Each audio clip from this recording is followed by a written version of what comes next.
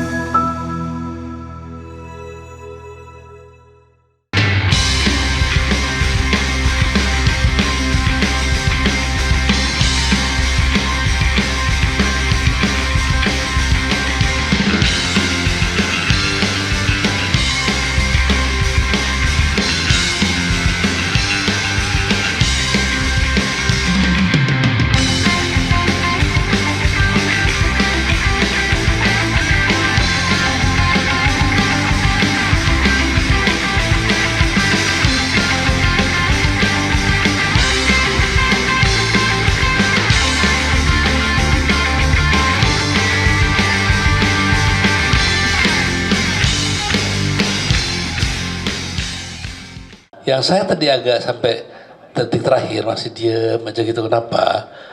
Kok masih percaya bahwa ini negara hukum gitu? Itu kegagalan berpikir menurut saya ya. Maksud saya bahwasanya it's supposed to be iya, tapi dasarnya kan nggak gitu ya. Dasarnya begitu. Jadi perlawanannya juga harus berbeda. Kalau saya kok ngajurin ya, kalau yang nggak berani ya nggak usah bergerak gitu ya. Ya kalau berani ayo gitu kan. Jadi maksud saya punya rumusan yang saya nggak akan rubah. Resah, rusuh, revolusi. Sebab tanpa itu saya nggak lihat ada pemecahannya. Karena maaf, negara ini kan sudah kayak kartel ya. Itu lembaga-lembaga eksekutif, yudikatif, legislatif, semua bagian daripada mereka. Sehingga kalau kita mengajukan opsi apapun dengan pijakan hukum, kok kayaknya kok naik betul itu ya. Nggak mau realistis. Coba kita sekarang mulai bergerak ya. Coba hajar itu siapa itu yang para konglomerat yang brengsek itu ya. Coba yuk kita lawan. Suarakan terus menerus. Nanti akan kebuka sendiri kok.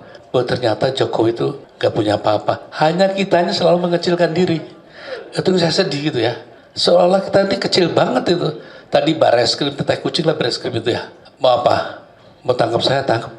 Gitu. Nah, kalau kita berani begitu akan beda gitu ya. Tapi begini bergerak, oh jangan nanti begitu. Ya sudah jangan bergerak gitu ya. Jadi menurut saya saya sih ingin realistis saja ya. Ini mau pakai teori ini, teori itu, buku itu semua udah saya buang lah gitu ya. Karena nggak berlaku di Indonesia. Karena buku untuk kasus Fufapa, kasus Jokowi nggak ada tuh di buku politik manapun nggak ada. Jadi maksud saya ini memang yang paling luar biasa saya sedih itu bagaimana Jokowi berhasil merusak peradaban kita sebagai bangsa. Kalau kita cuma masalah bangkrut di bidang ekonomi masih kita bisa perbaiki. Tapi kalau peradaban yang dirusak itu sangat mahal. Nah kalau sudah peradaban sudah rusak, terus kita nggak berani, kasarnya nih saya bukan panas-panasin untuk enggak lah. Saya juga saya kan manusia biasa gitu kan. Saya sih ngomong apa adanya aja gitu ya. Mau tangkapan gitu loh. Kan jadi enak gitu. Kalau kita gitu, coba kita desakralisasi dulu nih si Jokowi ini ya. Ini kan masalahnya terlalu dari apalagi yang bilang, maaf ya Mas Dedi ya, saya tuh nggak begitu nyaman dengarnya tuh. Strategi ulung, bajingan ulung ya gitu. Kalau strategi ulung, strategi itu biasanya berkaitan dengan kebaikan. Ya. Kalau yang tidak dengan kebaikan, itu namanya ya maaf, culas gitu ya. Jadi keculasan yang paling luar biasa. Sehingga saya mengajak teman-teman, kita dengar Mas Roy ini lama ya. Gak ada tuh gerakan tuh di bawah tuh yang terorganisir. Malah nantinya Mas Roy ini jadi tontonan. Apalagi dia senang bawa wayang-wayangnya itu ya. Begitu juga Mas Said itu ya. Kemana-mana luar biasa. Tapi rakyat tidak bergerak. Kenapa sudah bisa nonton? Dengan menonton seolah-olah ikut bergerak. Jadi psychological reality itu ya. Coba tolong dipikirkan lah ya. Ayo kita semua ini yang punya ada Nggak usah, makanya saya juga bilang Mas Marwan, ya, nggak perlu di satu wadah kita. Berpisah lah, berpencar tapi menyusun. Berpisah, menyusun, menyatu dan bergerak. Itu yang saya inginkan dari teman-teman. Nggak usah lagi kita berharap kayak Prabowo segala. Kalau nanti ibu-ibu nih ya mendatangin setiap mall nanti ya, lihat sekarang ini kan naikin 1% katanya ya, tapi dampaknya kan 9,sekian%, dampaknya.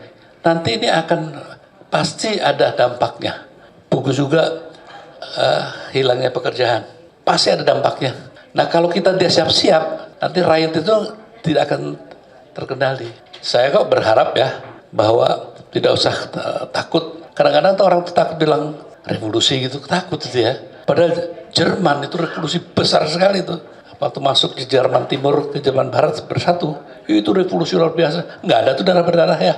17 Agustus kan begitu. Jadi kita harus berani lah. Tapi kalau masih berpikir nanti Barreskrim, nanti ini, nanti Prabowo, biarin aja lah Prabowo gitu ya. Nanti juga dia insaf sendiri kok. Kalau rakyat itu bergerak, dia mau apa gitu loh. Tapi saya meyakini dengan pendekatan kebudayaan ya, tidak ada catatan yang saya pernah dapat raja yang baru mau jadi bayang-bayang raja yang lama. Nah, ini pasti ada waktunya. When the time is come, pasti dia bergerak. Nah, bagaimana kita menyediakan aja vitamin-vitamin buat dia, gitu kan? Dan saya rasa kalau soal keberanian kan sudah teruji kok ya. Saya nggak mau berpijak pada legal formal. Maksud saya, yuk kita harus menjalankan negeri secara berkonstitusi. Pertanyaan saya, konstitusi yang mana? Konstitusi yang sudah didesain oleh oligarki atau konstitusi yang seperti kita yakinin bahwa seharusnya begitu. Jadi gitu aja, saya tidak bisa memberi banyak kecuali mengajak teman-teman ya. Saya kok nggak begitu suka ya memperolok-olok gitu ya, nggak begitu suka saya. Bergerak menjatuhkan saya suka sekali ya.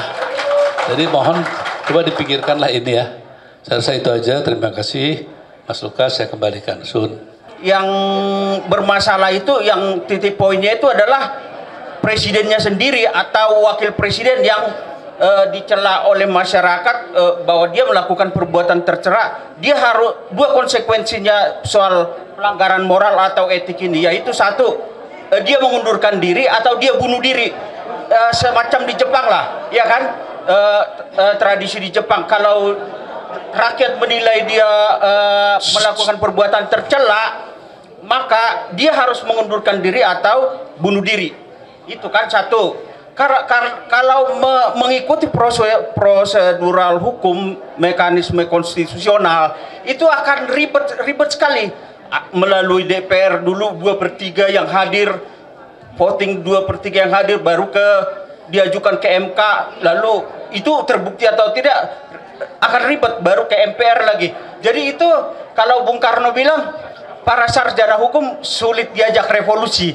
Jadi susah kalau mekanisme konstitusional. Jadi itu harus di pemakzulan presiden dari kemarin sampai sekarang ini mestinya memang parlemen jalanan atau revolusi. Ya. Itu yang paling jalan satu-satu yang paling efisien atau efektif. Kalau melalui mekanisme konstitusional nggak akan selesai. Belum lagi kalau DPR-nya dan MPR-nya diborong, dibeli, ya kan, itu akan sulit, Pak. Baik. Ya. Terima kasih. Gitu, Pak. Jadi Mas, khusus untuk sarjana hukum yang di sini pasti siap revolusi kok ya. Baik, karena keterbatasan waktu kita masih punya 20 menit. Saya balik. Mas Eros jawab yang pertama masing-masing 5 menit dan berujung di Bung Ferry. Silakan Mas Eros. Ya kalau Mas Dedi ini dihakimi di sini nggak tepat lah ya. Emangnya dia bisa apa? Emangnya PDIP punya dia? Enggak. Walaupun dia itu orang yang pro kita sekali gitu ya, tapi dalam institusi itu banyak rambu-rambunya. Jadi tolong dapat satu aja mau kesini kan udah bagus gitu ya. Alhamdulillah. Besok mungkin 2, 3 terus aja. Bahwasanya kalau kita mempersoalkan kekecewaan ya, kayak Hasto sudah tiba jadi pahlawan, so tidak ada bisa mendesain kok pahlawan itu dilahirkan oleh perjalanan waktu ya, sehingga kita tidak mungkin bisa menolak dan mungkin bisa direkayasa bisa ya. Tapi zaman sekarang rekayasa ini ada Mas Dedi kan galak gitu ya, pasti ketahuan. Sehingga menurut saya sih yang paling penting saya ya Kang Dedi ya, dari dulu kan saya pengen tahu blueprintnya apa sih kita ini. Kalau cuma marah-marah aja sih, ya saya juga udah marah dari dulu gitu ya. Tapi blueprint gerakan kan perlu kita pikirkan bersama gitu ya. Sehingga dengan adanya blueprint gerakan kita bisa terukur ya, teruji gitu. Ada trial and error-nya juga bisa karena ada metodenya gitu. Tapi kalau cuma marah-marah aja terus pokoknya ayo kita adili gini adili. Oke gitu, kita tahu siapa sih gak mau ngadilin Jokowi gitu, hanya orang gila aja nggak mau gitu ya. Tapi how itu kan lebih penting menurut saya, memazulkan si Fufu Papa mau kita semua, tapi how itu lebih penting. Jadi mungkin gerakan yang tertata, teratur, terorganisir sudah mulai kita pikirkan. Dan seperti saya juga bilang sama Mas Marwan, tidak usah dalam satu kubu, makin terpisah banyak terpisah, tapi kita menyatu dan menyusun bergerak bersama. Mungkin itu yang kita harapkan. Saya rasa itu aja Mas Tugas.